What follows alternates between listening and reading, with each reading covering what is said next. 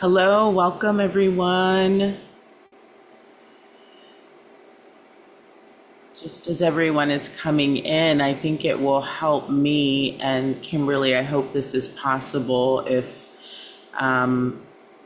you all could maybe share in the chat, which is open, I believe, to everyone, just where you are zooming in from and your name. It's always good to get a sense of who's here. And as you're doing that, and there's an option here in the chat that says to host or panelists or to everyone. And so if you want to select everyone in the chat and then let us know where you are zooming in from, and I will do the same thing. I'm Colleen, and I'm from, I'm in Prince George's County, Maryland. So not too far from DC. And as people are coming in and getting settled, I hope you're all able to see my screen. And this is what we are going to spend some time this evening just orienting ourselves around desert spirituality in the Christian tradition. And when I was talking with Kimberly about this webinar, it felt pretty important to me to really orient Christianity, especially for young Catholics, especially for young Black Catholics, here in the history. And the history of our faith really does originate in the desert. And I will talk more about that. But for now, I would just like to share a little bit about my background. Again, I'm Colleen Thomas, and I work with Contemplative Outreach, which is an international organization that was founded by Father Thomas Keating, who passed away a few years back now. And he was the abbot of a monastery in Denver, Colorado called St. Benedict's. And he, along with a couple of other brothers of that order, brought to our contemporary world of spirituality a form of monastic prayer that he termed centering prayer. With Contemplative Outreach, we like to carry on that tradition of contemplative prayer and centering prayer. And my formation, a little bit about my background spiritually, I went to Fuller Theological Seminary and got a master's degree of theology and art. I graduated from that program in, 2008. And then during my time in seminary, I took a course, and the title of the course was The Spiritual Disciplines. And up to that point, the only thing I knew really about spirituality was that it had something to do with religion, or not, that it had something to do with something of the spirit or of the soul. And the only thing I knew about discipline was that it had something to do with a commitment, a fair amount of rigor, and something that I was pretty terrible at, to be honest, discipline. And for me, growing up in, not in the Catholic Church, I grew up in the more Protestant and evangelical church. The only things that I knew to be spiritual disciplines were like reading your Bible, praying for people, what we called devotions. That was it. So I enrolled in this course called the Spiritual Disciplines, And I was blown away. The professor was talking about mysticism, and he talked about someone named Hildegard of Bingen, who I would come to learn was a 13th, 14th century, what I now call medieval monastics in Germany. Hildegard was an abbess of a order of nuns, and she wrote tons of books. And I don't believe that Hildegard called herself a mystic, but she certainly was a mystic and is known to be a mystic now, being that she had very direct experiences of God, which is how we understand mysticism. And in those direct experiences of God, she also had visions. And the heart of all of her visions and this direct experience of God was that she came to know God as one with her, with all of creation. And so the heart of mysticism and essentially is this oneness with God and in God and in all of creation. So that course really impacted me, and I was deeply curious, and I shortly thereafter would visit a church, an Episcopal church, not far, just across the street from the campus in Pasadena, California. And when I visited that church, there were, because it was an Episcopal church, there were a couple of female clergy there that I came to know and became early spiritual mothers to me. And we would go on retreats to monasteries and retreat centers in Santa Barbara and practice silence and centering prayer. And soon I would learn about the desert mothers and fathers and how these people, these early second, third, fourth century Christians would really form what would become the foundation of monasticism, the monastic life, the life of monks and nuns who either, mostly in the early days, lived very cloistered lives, but in the desert, it was beyond a cloistered life. They really were the early desert Christians, beginning in about the 2nd century and then really into the 3rd and 4th and up through the 7th century, as Christianity was becoming legalized in what was then the Roman Empire. Thousands of Christians fled to the deserts, and these deserts were all, they weren't in Germany, they weren't in France and Europe, where we kind of maybe are more familiar with people like Hildegard or Teresa of Avila or Saint John of the Cross. In these early centuries, these monasteries and monastic life was formed and molded in the deserts of Egypt and Israel and Syria. So essentially, monastic life in the Christian tradition and the early life of the church was in North Africa and the Middle East. So the gift to us for monastic spirituality, which has evolved into contemplative spirituality and practice, really is a gift that comes from North Africa and the Middle East. And so that's where I want to focus some of my my presentation on tonight. And first, I want to talk about, let's see if I can get, went too far. I want to talk about Athanasius the Great here.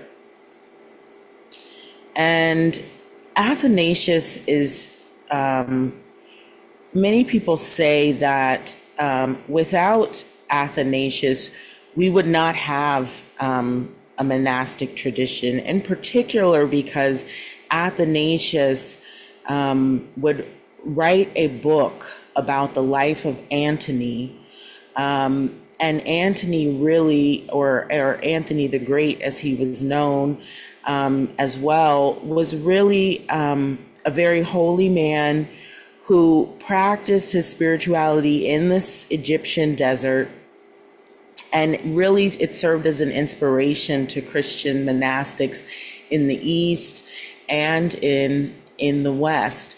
And I thought it might help us better than me giving a history of Athanasius and why he was so important to us.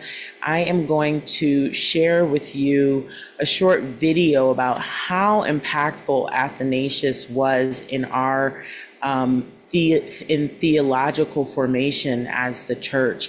But before I share the video, I want to point out something that will not be highlighted in the video that you can see here in these icons and depictions of Athanasius, who was one of our earliest church fathers. He ended up becoming a bishop of Alexandria in Egypt. He was an Egyptian man. And also often in our history, the depictions of the early church fathers, we have in our imagination this idea that everyone is European, but our Christianity really emerges from what I like to call this brown center of the world, this Egyptian, Syrian hub, this beautiful diversity and convergence of life in these early centuries after Christ. And in Athanasius's time, as you can see, he was born in 296, 297, somewhere around there. So, he was just generations removed from the apostles and those who witnessed Christ. And this video will share a lot more about why and how his contributions were and are so important to us. So I am going to switch my screens here so that I can bring up this video. Just bear with me for a moment. And we can learn a little bit about why Athanasius was so important to the church in our tradition.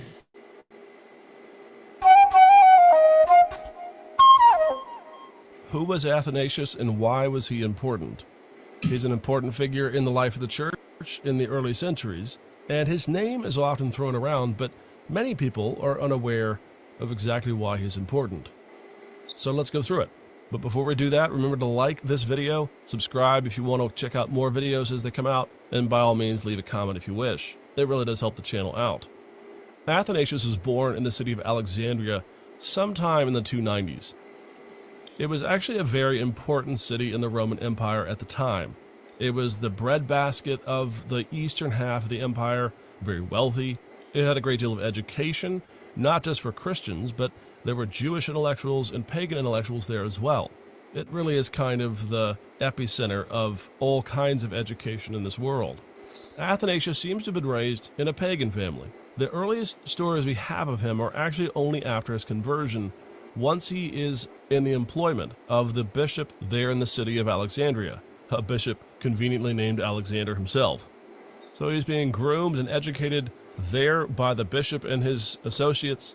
But Athanasius, for most of his early life, is not really famous by any measure of the word then or now. Rather, it is because of Athanasius' role in the Arian controversy. Arianism was a movement that started there in the city of Alexandria, and we don't need to go into all the details, but essentially Arius claimed that to equate the Son, to equate Christ in his divine nature with the Father himself, was heresy. He taught instead that the Son was a creature, and by extension so was the Holy Spirit. There was only one unbegotten Father of all, and that the Son was a creature, certainly more important than us, but he was, you might say, on our side of the order of creation. This created a lot of controversy because, of course, the church worshipped Christ, and they did all kinds of things from the very beginning that equated the Son with the Father himself. He is worshiped, he is glorified, he is called upon, we baptize in his name. If he is merely a creature, well, the important thing here to realize is that we are worshiping a creature now instead of God himself. So the Arian controversy gets underway, and it meets its crescendo at the Council of Nicaea in 325. Now, Athanasius is there. He did not write the creed. He was not actually that much involved with the Nicene Council. Athanasius's boss, you might say, Alexander, the bishop, was the big man on campus. He was the one who had laid charges against Arius, and he was the one who was there to defend it. Athanasius, though, gets thrust into the controversy itself, not simply because he is related as a disciple to Alexander, but shortly after the council, Alexander dies, and Athanasius himself is elected to the bishopric. And so, for the rest of his life, Athanasius actually stands up for the definition of the Nicene Creed, that the Son is equal with the Father. Not that we understand how this works or that we have God, quote-unquote, figured out, but Athanasius says if we worship the Son, if we call on the divine name in three names, Father, Son, and Holy Spirit, but yet we don't worship merely one God, but one God in three persons, then to say that the Son is anything less than the Father is to either have three gods or to be worshiping the creature instead of God himself. And again, there's a lot that goes on here. But Athanasius' life, his importance, the value, both in his own lifetime and historically ever since, is that Athanasius is, you might say, the cleanup hitter for the Nicene Creed. And it gets quite feisty. Now, these are not necessarily the most sanctified moments in the history of the church. These are sinners. They do all kinds of things that make us cringe a little bit. But this is a real substantive issue. This is not ticky-tack. It's who are we worshiping? What can we say biblically about our worship of the Son? Is it just a creature, or is there something else? For all of his life, Athanasius doubled down on the fact that the Nicene Creed got it right. Because after the Creed, there were some who wanted to cast doubt onto it. And for the rest of his life, Athanasius said, no, we must stick to the Nicene Creed, and we must interpret it correctly. And so for the rest of his life and ever since, Athanasius is known as the man who defended the deity of Christ our Lord.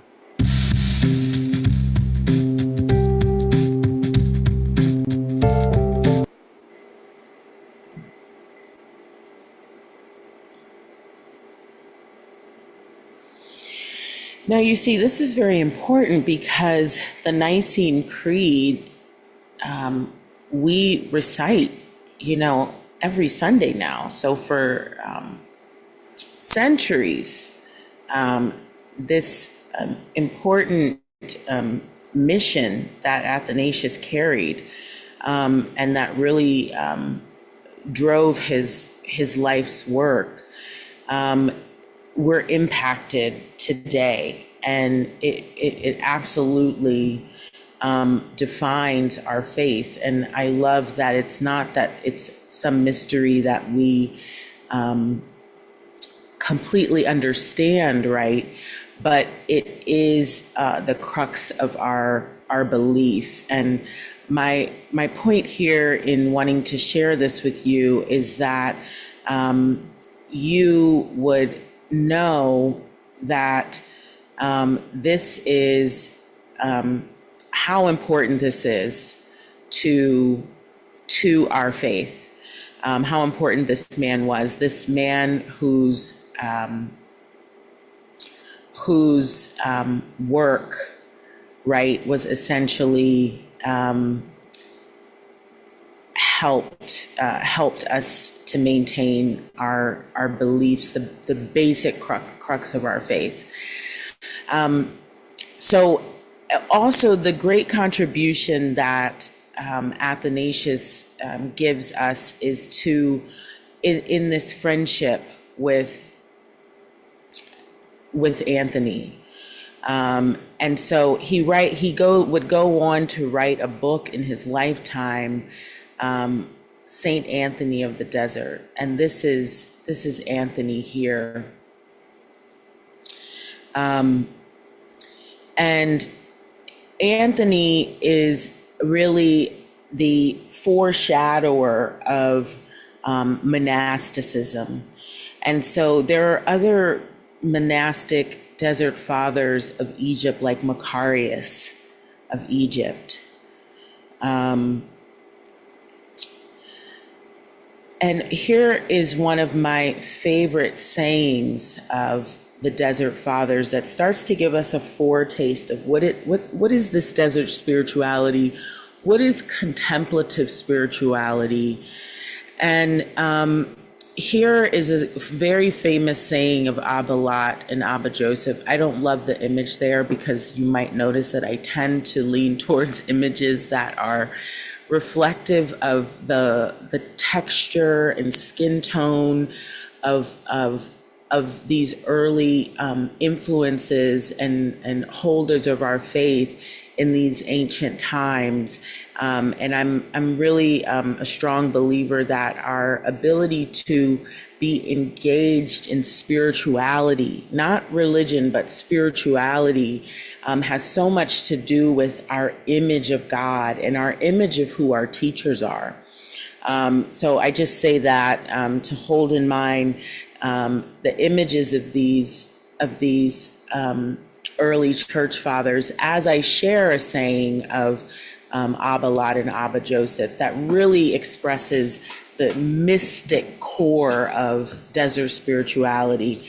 So Abba Lot went to see Abba Joseph and said to him, Abba, as far as I can say my little office, as far as I can, I say my little office, I fast a little, I pray and meditate, I live in peace, and as far as I can, I purify my thoughts.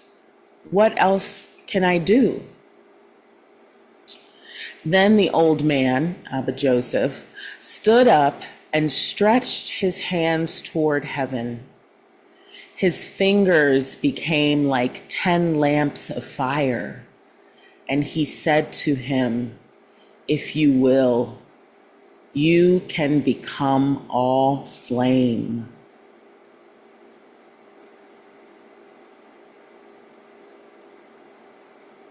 If you will, you can become all flame.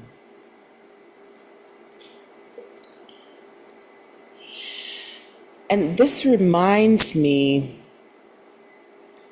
of a saying of another of our desert mothers, because there were men and women who fled into the desert. And a wonderful book by Laura Swan gives us a history of what she calls the forgotten desert mothers, sayings, lives, and stories of early Christian women. And like the men, these are women who were born in Egypt. So I noticed the iconography here on her book cover, and I invite us to reimagine what these Egyptian, Syrian women actually looked like outside of our European imagination. And Amma Syncleticus is known to have said, in the beginning, there are a great many battles and a good deal of suffering for those who are advancing towards God, and afterwards ineffable joy. It is like those who wish to light a fire. At first they are choked by the smoke and cry, and by this means obtain what they seek. As it is said, God, our God is a consuming fire. So we must kindle the divine fire in ourselves through tears and hard work. So again, there's this imagery of flame and fire. And as the desert mothers and fathers lived these very simple lives in the desert, often in isolation or in quiet community, this image of God as an all-consuming fire wasn't just a theological idea for them, it was a lived experience. And Amma Syncletica was also her early life was really informed by Evagrius Ponticus, who is another very well-known church father, also Egyptian. And Amma Syncletica, her feast day is celebrated on January 5th. So these women and men are a part of our Christian history. But we do have to search for their teaching. We do have to be led into the desert, so to speak, of our own inner lives and hearts, to discover the gifts that they have offered to our faith and really our spirituality and spiritual formation. So this is an excellent book I would highly recommend, The Forgotten Desert Mothers. And also there's the sayings of the Desert Fathers. And there again is another, here now is an icon of Anthony of Egypt. And you can see in the background there the classic iconographer. And these men and women were known as Abbas, Abba Antony and Amma Syncletica. And there are others named here on the cover of Laura's book. And she has wonderful quotes from the Desert Mothers in her book, which I'm holding now. And lots of lovely definitions as well of a glossary of terms that are often used in contemplative practice. And I'll say this too about desert spirituality. One of the many monastic orders, well, they were all informed by desert monasticism, but Ignatius of Loyola is a contemporary, I call medieval monastic, who very much, a lot of Ignatian spirituality is formed around discernment, and discernment of spirits was a huge practice and spiritual discipline for our desert mothers and fathers. Discernment as testing the spirit. So the wise contemplative is admonished to prayerfully listen and perceive or distinguish between evil and God's influence. So the questions of discernment: is this God? Would this commitment or course of action or this possession? A lot of the early desert mothers and fathers too would come from also very wealthy Egyptian families. So a part of the monastic life and practice was to leave behind the possessions. And so they're often in their writings and teachings reflecting on attachments, our attachments to things. You know, we hear Jesus talk about this quite a bit too in his very metaphorical way, but we're often invited in our Christian spirituality to consider where our treasures are, right? And so this is a big aspect of contemplative spirituality, is deep listening and discernment, because we don't want to have anything that would pull me too far away from God. And so we're listening for how would a decision or a choice or an item move me closer to God or further away from God. And so we really credit the desert mothers and fathers, our Abbas and Ammas, for modeling this type of discernment for us. So I wanted to begin there in the desert so that we can see, like I said, the brown history of our faith. And then I want to jump ahead from the third and fourth century and, 7th century into the 20th century. Because I want to talk about Howard Thurman, who many people now acknowledge, although he was well acknowledged in his own time, as being a modern mystic.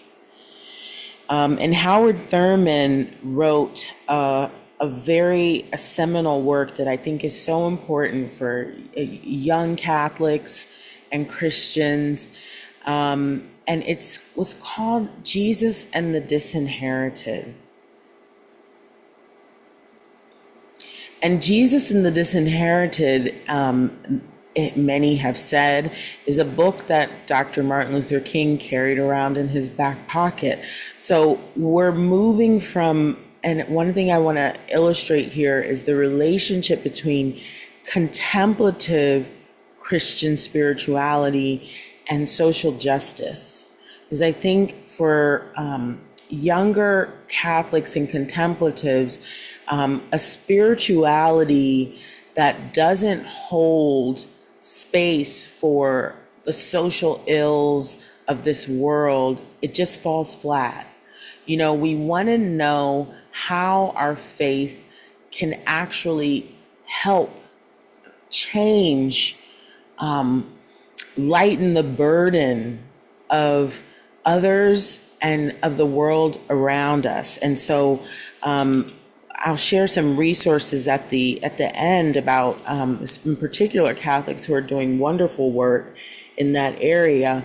But Howard Thurman offers us many insights into contemplative spirituality. And here's a great quote that also frames contemplative spirituality for us. Thurman says, "Often it is very hard for me to realize that I am one."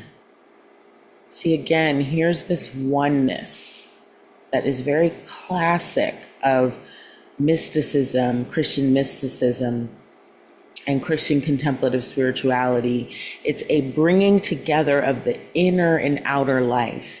So he goes on to say, the outer life seems utterly outer. It seems made up of the things I do. I determined to live the outer life in the inward sanctuary. The outer life must find its meaning, the source of its strength, in the inward sanctuary. As this is done, the gulf between outer and inner will narrow, and my life will be increasingly whole and of one piece. What I do in the outer will be blessed by the holiness of the inward sanctuary, for indeed it shall all be one. Now, doesn't that sound similar? Indeed, it shall all be one. In the Gospel of John 17, Jesus uses those same words in his final homily and prayer to the Father for us, that they would all be one. As I and the Father are one, that they may be one. And this oneness is a mark of Christian mysticism and contemplative spirituality. And it's the heart of Jesus's final prayer for us, that we would be one, just as Jesus and the Father are one. And why is this important for us, especially in any perilous times? Because our awareness of our oneness with the Father and our oneness with one another It's out of this awareness that we are all one that we can act on behalf of the other. In fact, act on behalf of us, because really in this oneness, there truly is no other.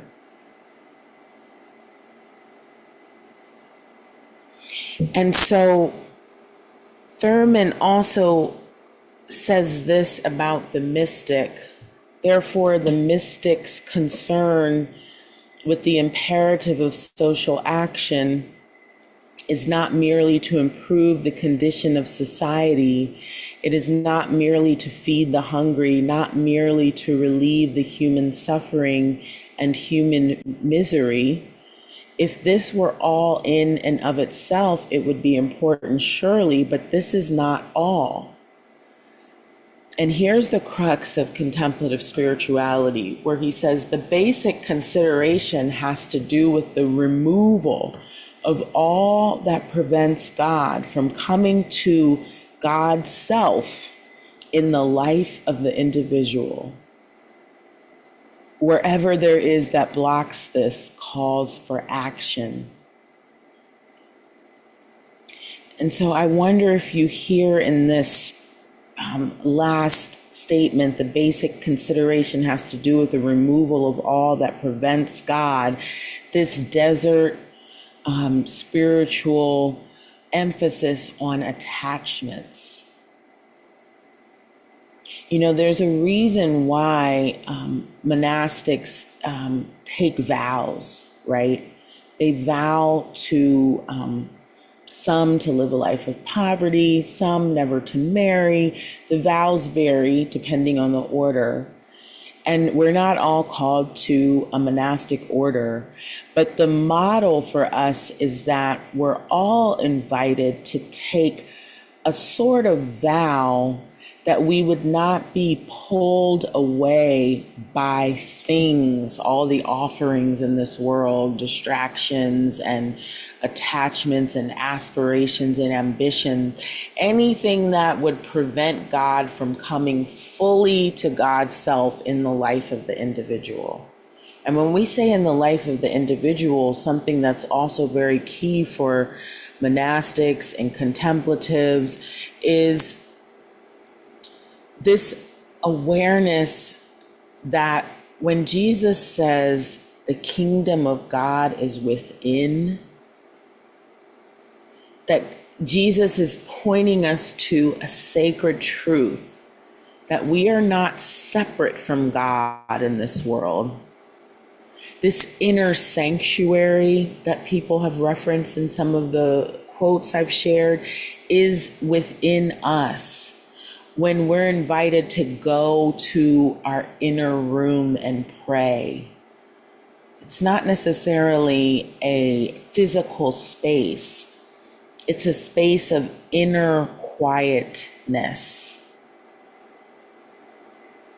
And this is very key for Thurman in particular, and key to his thesis of Jesus and the Disinherited, because Jesus lived from that center, because Jesus also lived in the midst of much turmoil.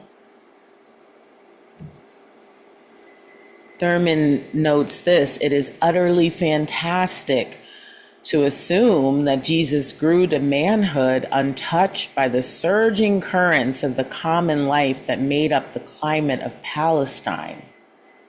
Not only must he have been aware of them, that he was affected by them is a most natural observation. So in Jesus and the Disinherited, what Thurman is doing is positioning Jesus in his rightful cultural context, much like I am trying to do with positioning the early church fathers and the desert Ammas and Abbas in their rightful context of Egypt, North Egypt, and Northern Africa, Palestine, Syria, that Jesus grew up in Palestine. And there was even then, before the early church fathers, surging currents of empire. And wherever there is empire, there is oppression. And Jesus knew very well what it was to be oppressed, because Jesus was not of the Roman Empire. Jesus was of the occupied Jewish people. So in that space, Thurman is saying that in the midst of this psychological climate and the trauma and turmoil that comes with growing up as an oppressed person in an occupied state, this is where Jesus begins his teaching and ministry. His message focused on the urgency of a radical change, not in the outer world, but in the inner attitude of the people. He recognized fully that our hearts, out of the heart, are the issues of life, and that no external force, however great and overwhelming, can at long last destroy a people if it does not first win the victory of the Spirit against them. What Thurman is saying here is that the cultivation of an inner peace, a knowledge of an awareness of God in the center of our being, is what holds and fortifies us in the midst of conflict. And so again and again, Jesus comes back to the inner life of the individual. And there is where his message was focused on transformation of the inner life. But it wasn't transformation of the inner life at the expense of ignoring what was happening in the outside world.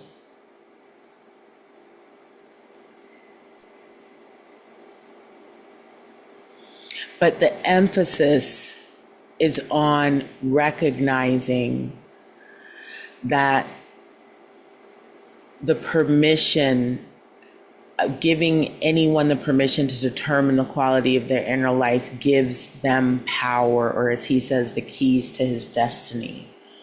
And so the emphasis for Jesus was on our reactions to things, our motivations, our attachments, our identity, so that out of a place of truth and true peace, we can act on behalf of the world. And this is the final quote that I'll share from Thurman. Living in a climate of deep insecurity, Jesus, faced with so narrow a margin of civil guarantees, had to find some other basis upon which to establish a sense of well-being. He knew that the goals of religion as he understood them could never be worked out within the then established order. Deep from within that order, he projected a dream, the logic of which would give to all the needful security. There would be room for all, and no man would be a threat to his brother. The kingdom of God is within. The Spirit of the Lord is upon me, because he hath anointed me to preach the gospel to the poor.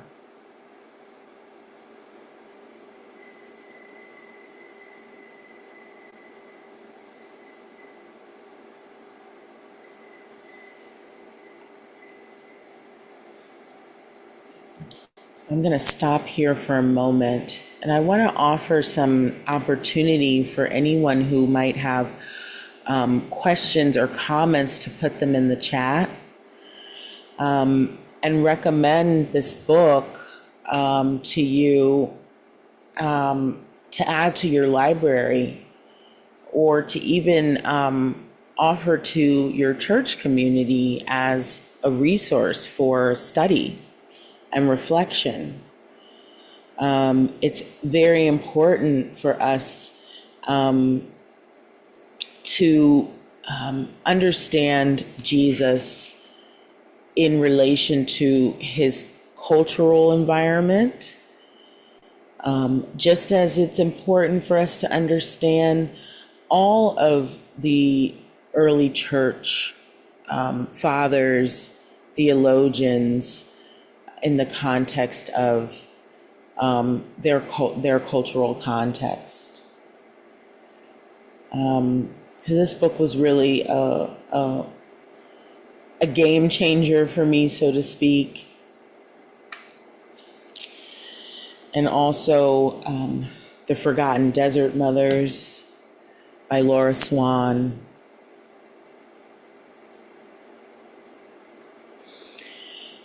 Any thoughts or questions at this point before I leave you with some other resources for how to marry, so to speak, contemplative spirituality and social justice? As I mentioned, and as I mentioned to Kimberly when we first spoke about this, my spiritual formation, but also my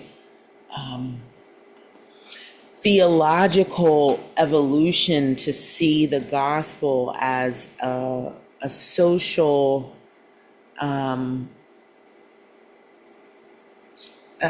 as having something to say about the social movement and the importance of our involvement. And I think it's very important for young Catholics to know that this is more than just ritual, that our belief in our connectedness to one another, our understanding of who is neighbor,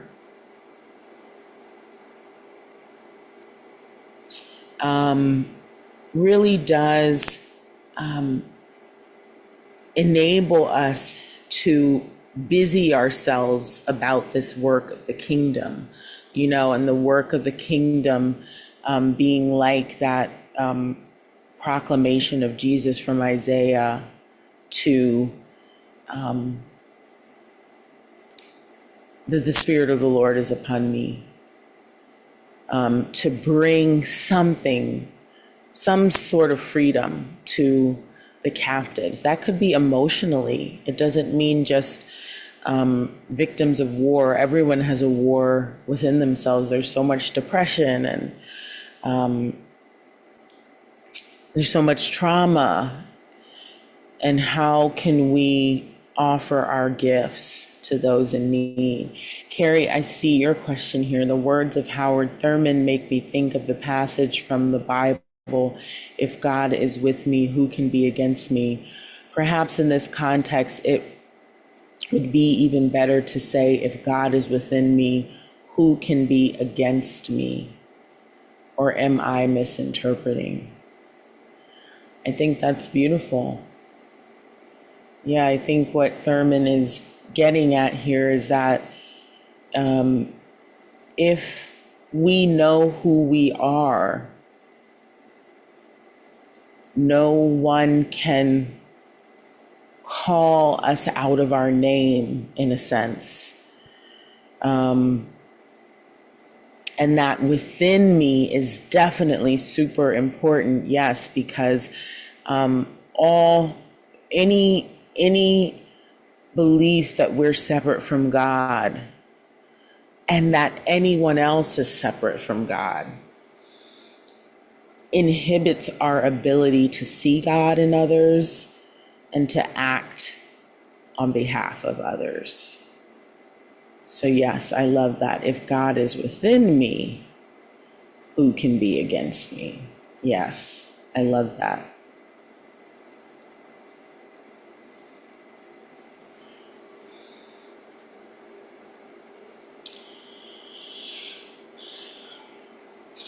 So I don't know who might be aware, and just some kind of parting resources here. There have been some wonderful, who comes to mind is Dorothy Day from the Catholic Workers. The Catholic Workers, this whole movement and Dorothy Day's whole life was formed around living the gospel in the world. And so I would encourage anyone who's curious to spend some time maybe looking for some resources about Dorothy Day and the work that she did. I also want to offer to you Joan Chittister, who's a Benedictine sister and one of many that I call a virtual teacher. And this book about the rule of Benedict is a great introduction to monastic spiritual practice. And the Benedictines were influenced by those early monastics, desert monastics as well. And so this is a great resource to look at living life by a rule, and a rule is just another word for discipline. Kimberly, I see your question here. So is contemplative spirituality a community or a practice by individuals of both? Contemplative spirituality is a practice, not a community. There are communities of contemplatives, but contemplative spirituality is a way of being. To be a contemplative is to be one whose spirituality is formed by an awareness of being in union with God. And within contemplative spirituality are a variety of practices.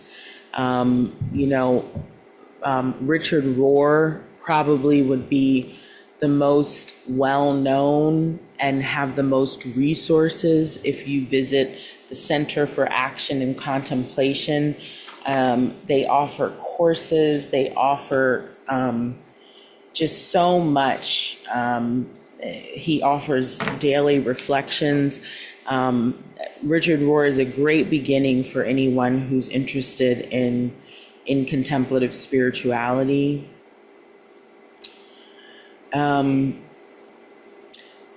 Another book that really greatly influenced me was written by John Deere, The Beatitudes of Peace,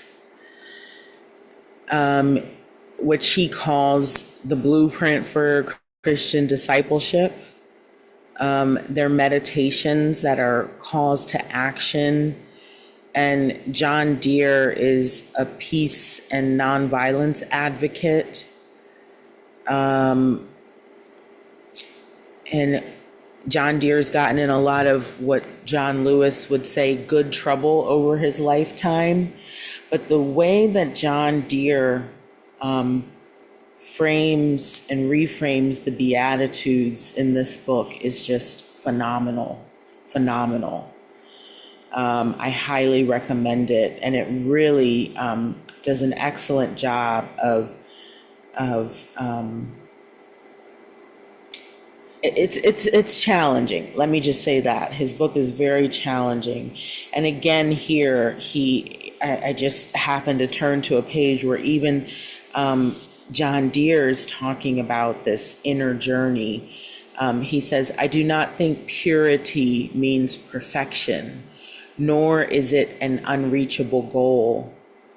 When Jesus calls us to purity of heart, he's calling us to an inner journey toward an ever-widening heart of love and compassion for all others, all creation, and the Creator. Purity of heart or inner purity is a process, a way of life, not a static goal.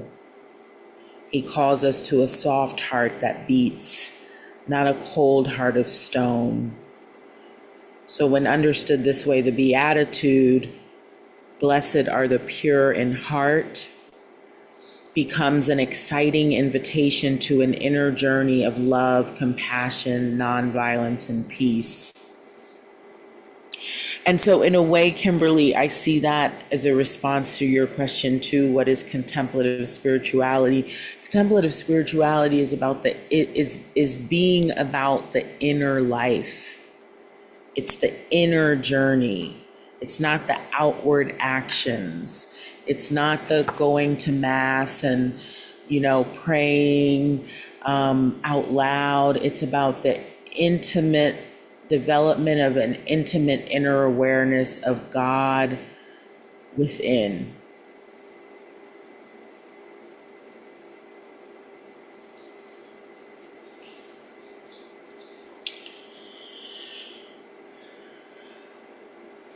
Yes.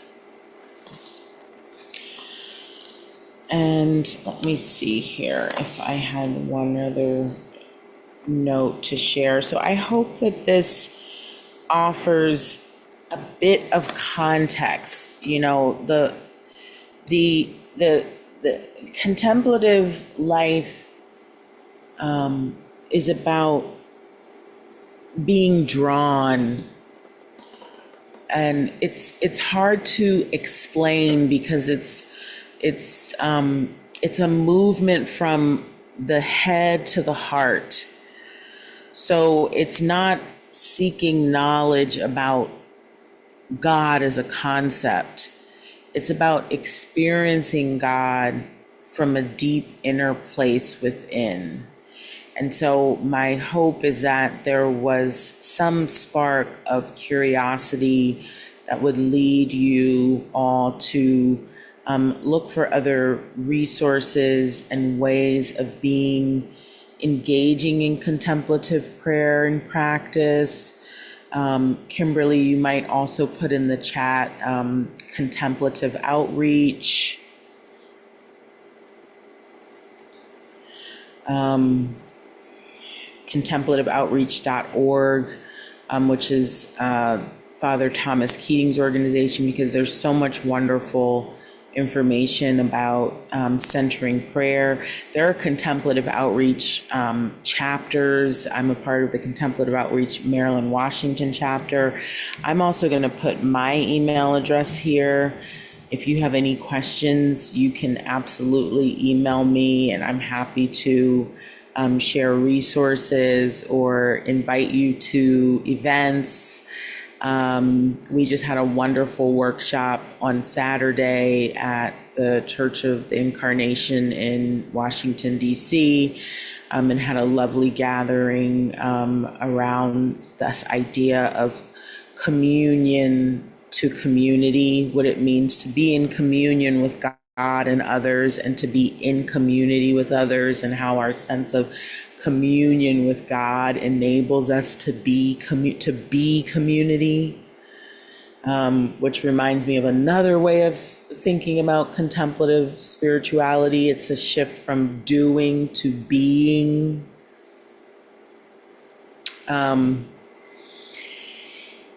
So thank you, Carrie, for your comment. It's been wonderful to just spend a little bit of time with you all this evening. I'm happy to be here. I'm happy to stay in touch, and it's just been a joy. So I want to bless you all and wish you all a lovely rest of your night. Go in peace.